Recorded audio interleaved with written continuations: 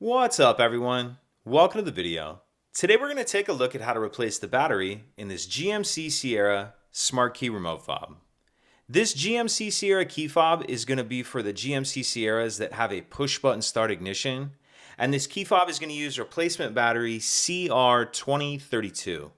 I'll put a link in the description box of this video to where you can purchase these replacement batteries if you're in need. So the first thing we want to do in order to change the battery is we're going to remove the emergency key that's in the bottom of the key fob.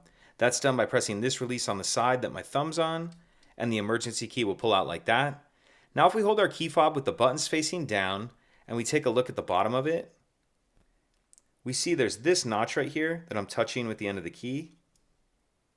What I'm going to do is take my key and I'm going to push it in that notch, and then I'm just going to pry up on the back cover. So push in and then just kind of angle up and push up on the back cover like that. And then once that back cover is started, you can pull it the rest of the way off with your hand. And we can see our battery right here. And you may be able to get this battery out with the key, but I find it a lot easier just to grab a small flathead screwdriver, get under the edge of the battery and pop it out of that holder. Then I'm going to grab my new battery, and we want to make sure that we're installing the replacement battery with the plus side down.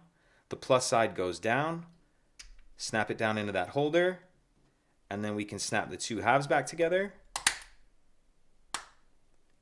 Slide our emergency key back in, and that's it. If you could take a second to like and subscribe, it helps us out, and I'd appreciate it. Thank you.